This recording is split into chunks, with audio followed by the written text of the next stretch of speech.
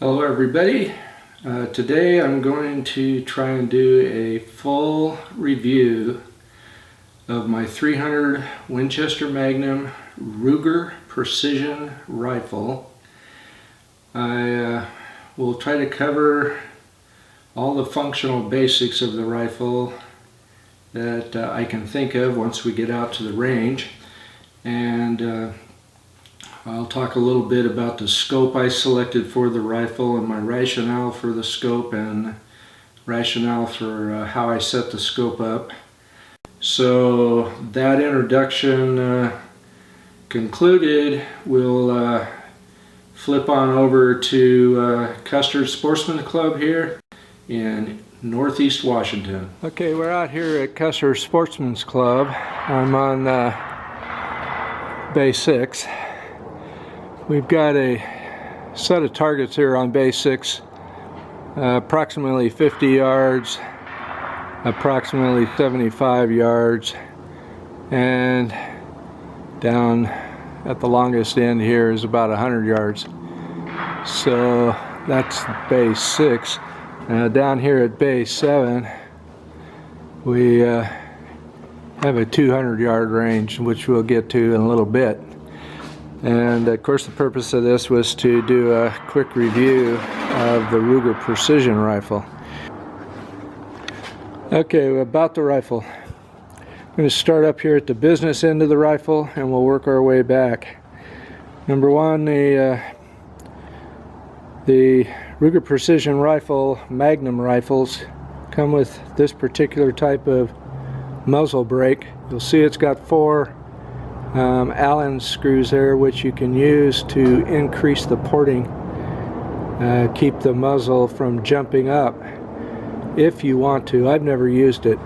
It's also got a large locking nut here. I had to remove that and level this out of the box with the hand guard here, and it was slightly tilted from the factory, this particular gun, but anyway, I found out it was very difficult to remove the locking lug nut and then get it back tight and get the muzzle brake level.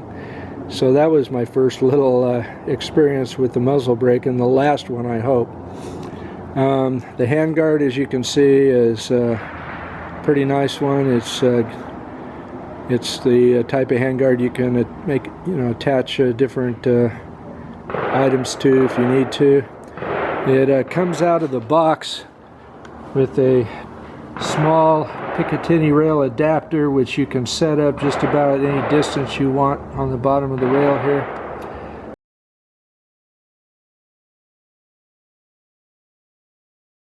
And so I went ahead and used that and bought a typical bipod that would work with a Picatinny rail attachment.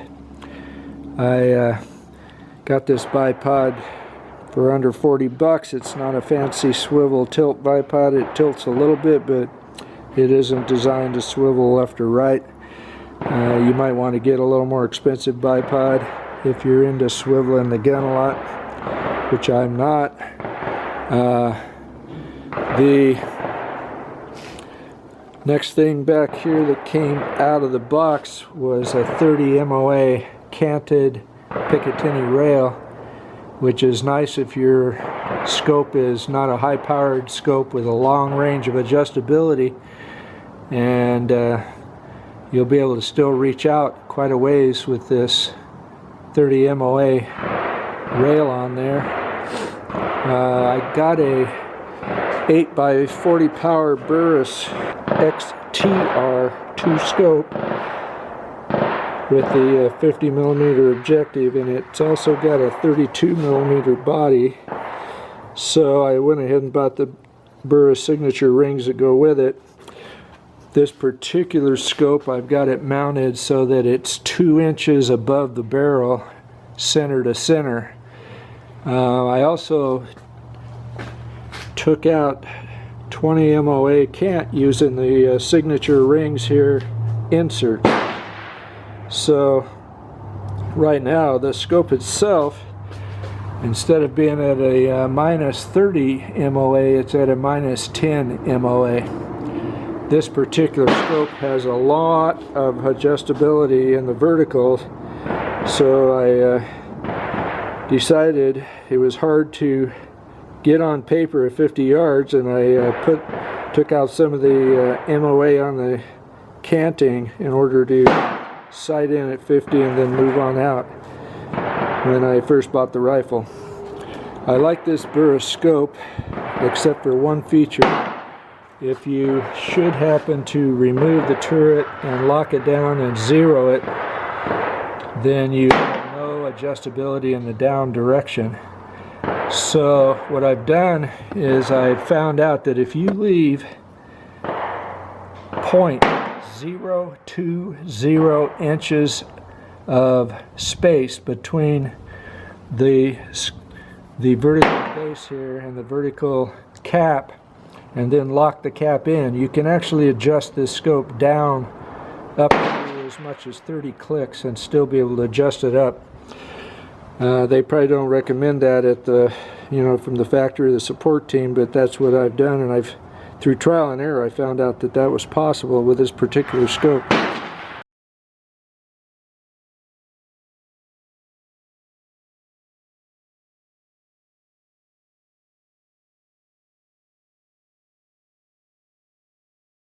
The scope also has illumination, up to 10 different illumination, what would you call it, powers. It's got your focus on the left and of course your range on the right.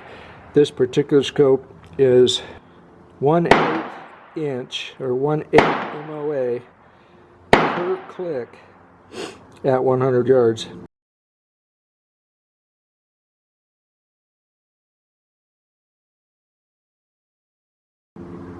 And I also added on the Burris bubble level there.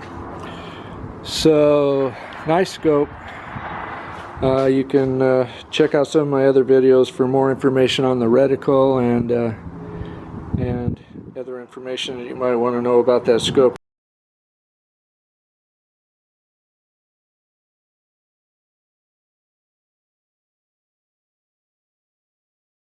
Now back here we've got a fully adjustable cheek piece and shoulder piece. But one thing you need to be really careful of is that you lock this puppy down. If you haven't got this locked down and it slides forward on you, it's possible for this locking lever here to get stuck inside one of these slots here, and then you have a hell of a time unlocking it to get the thing back out. That happened to me once, and boy did I have a time finally freeing that back up.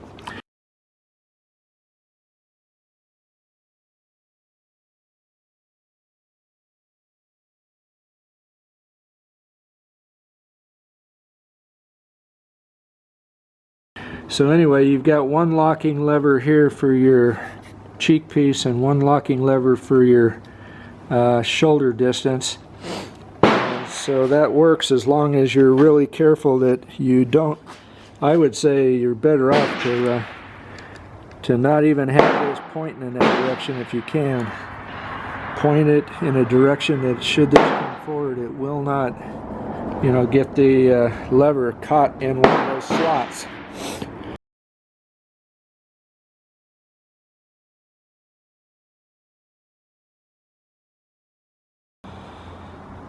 Okay, moving along to the safety and trigger again.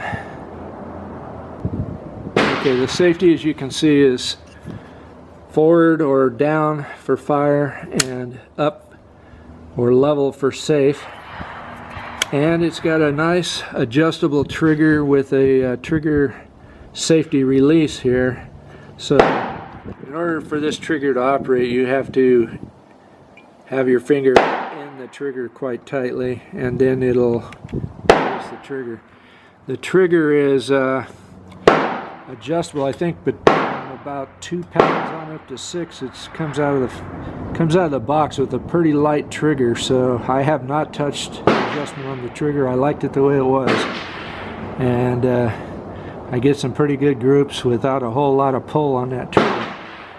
Now the other thing is the magazine release is right here. It's just a spring-loaded magazine release, and when you put the magazine up into the magazine well, you have to have it perfectly straight to slide it up in there. Some people have a little trouble getting the magazine lined up perfect before it'll slide up on you. Now this shoulder piece has to be opened in order to put your bolt in. And the way you do that is by pressing the button on this side and releasing the shoulder piece, which then opens up and allows you to run your bolt down the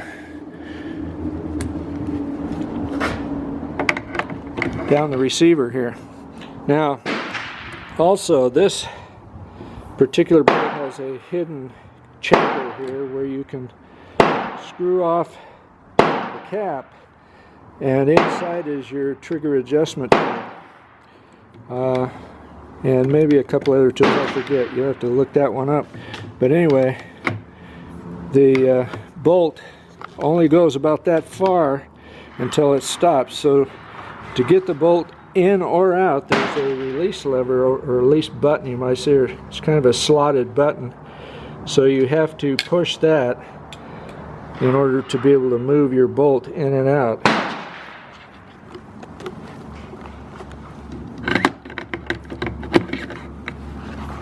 I don't know if you saw that or not.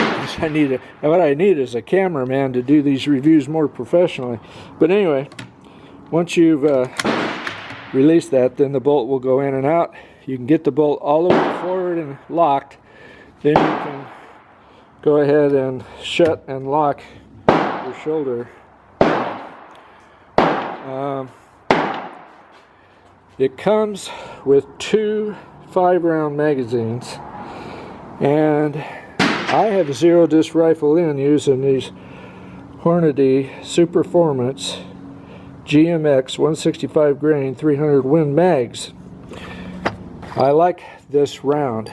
It's very consistent. Hornady does a good job of creating consistent ammunition. It's got a very high muzzle velocity out of this 26-inch barrel. Okay, there's one more thing I wanted to discuss before I hung up this review, is this 3-sided bolt on the Ruger Precision rifle.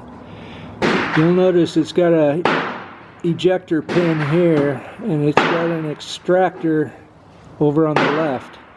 This extractor is held in by a small spring underneath it and a ball bearing. And if you get to cleaning this bolt with something that's metal versus soft, like I use toothbrush usually to clean the bolt, but if you get to pushing on the extractor to the left too hard, it'll actually pop out of there. The little ball bearing that's underneath of it it'll shoot into the total unknown, and the spring might even come out. So you need to be really careful when you're cleaning this that you don't push too hard on the extractor and end up having to go give a call to Ruger and have them send you a ball bearing or a couple of ball bearings and put this puppy back together again. So just keep that in mind. You know, it's different than a lot of extractors on other kinds of firearms. So you can take that out of there, but getting it back in without losing your ball bearing is let's just say challenging. All right. I ended up losing 2 ball bearings before I finally got it back together. The original one I lost when the extractor accidentally came out, and then the second one when I was trying to put it back together. So that's something to keep in mind, alright? So I think I've covered just about everything you need to know about this rifle and this scope and the ammunition I use. Now, a lot of people ask me, why don't you use a 180 grain with a 300 Magnum? Well, I've heard arguments about 150 grain shooting flatter and longer, and 180 grain shooting better and more accurate because it's a heavier bullet with that twist that's in this rifle. I believe the twist rate on this is 1 in 10, and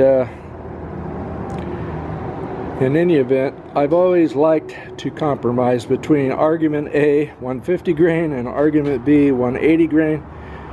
For as far as ballistics go, this caliber reaches out and touches just about anything out to well over 1,500 yards without any problems at all.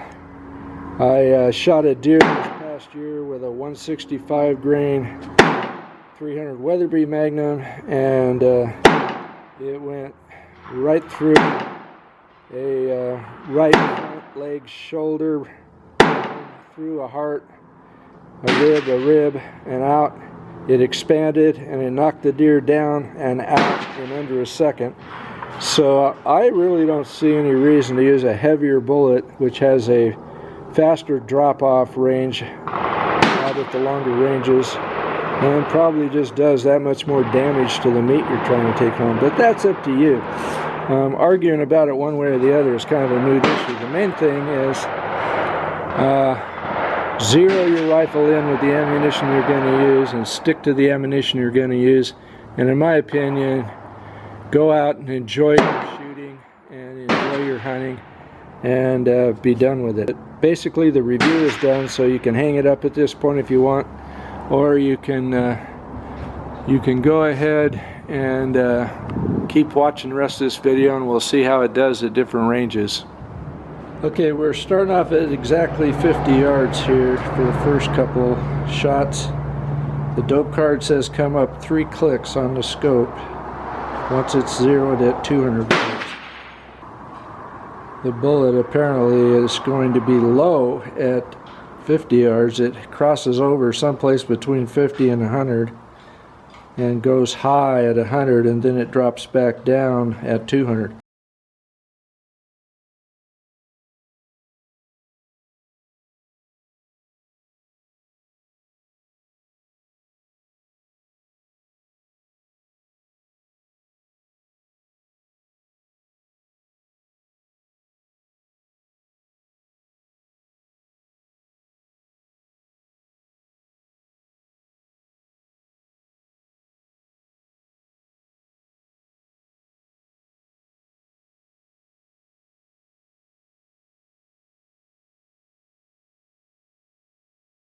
But anyway, I'll go ahead and take some pictures after I take a couple of test rounds here.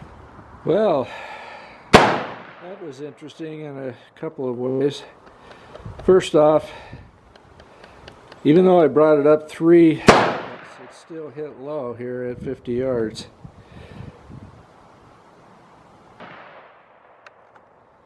However, it put a real nice group together. I'm going to have to go down and measure how low it is and adjust my dope card based on that. But basically all 3 rounds went through pretty much the same. I'm guessing about 1/4 inch group there. So vertically it's perfect. The first shot was perfect, directly from the bullseye. Now my only question is, how far do I have to bring it up? Obviously bringing it up 3 clicks didn't dial it in.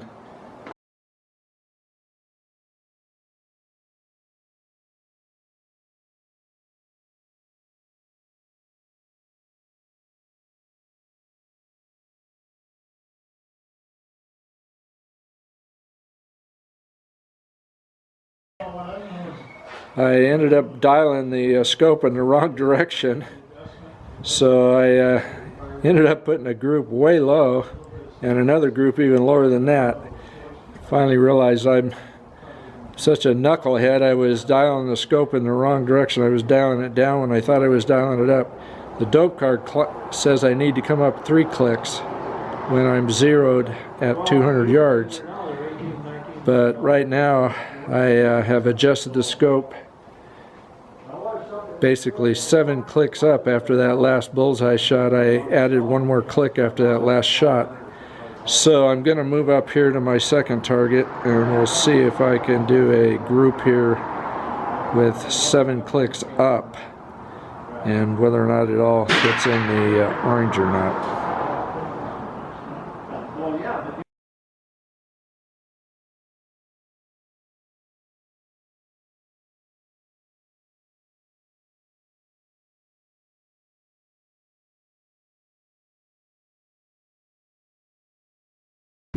Okay, our next target here is out at 80 yards, and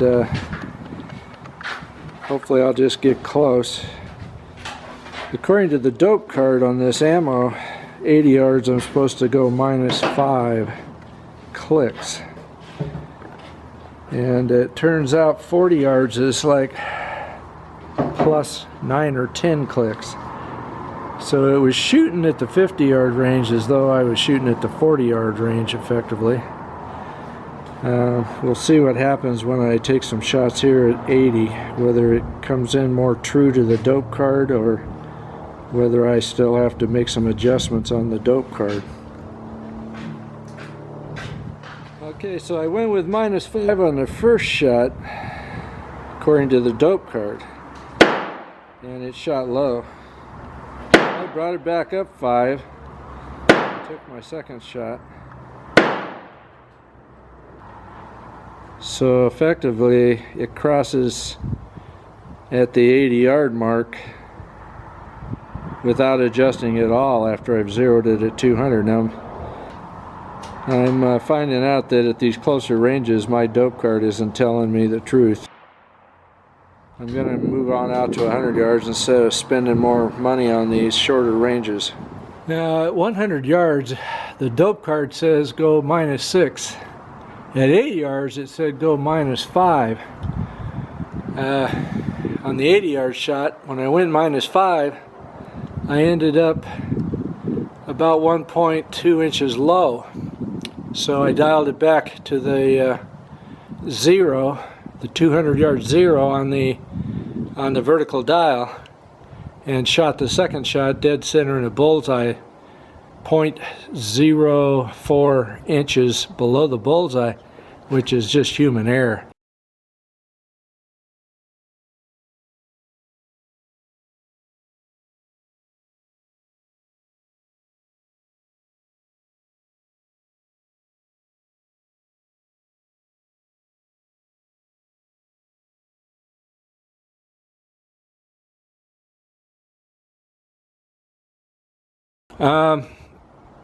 Here at 100 yards it says I should go -6, but I'm going to start out at -1 for my 100-yard shot here, and we'll see how the first 3 rounds do at -1.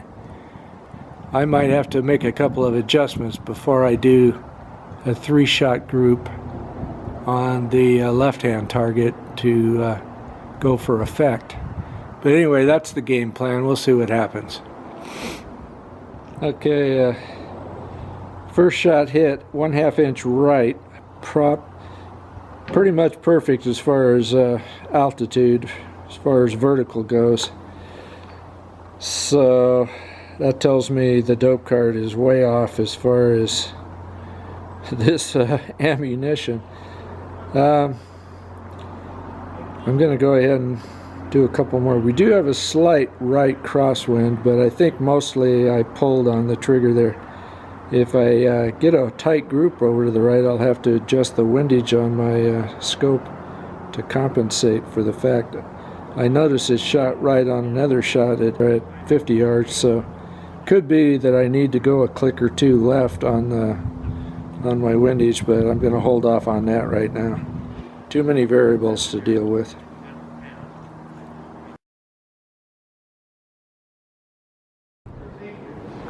Okay, all 3 of those shots or inside a 1-inch group, but that's not good enough, and it's still set at -1 click. So I'm going to go back up 1 click and shoot another 3-shot group at the left-hand target.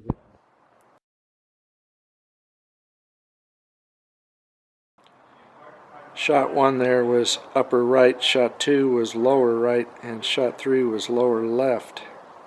So it's the overall average is it's hitting about 1/4 inch low.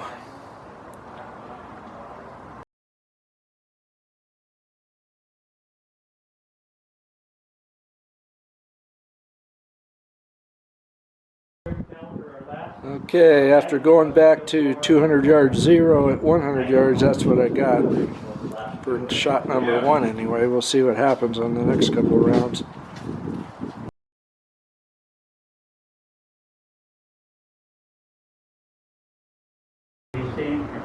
Okay, there's shot number 2.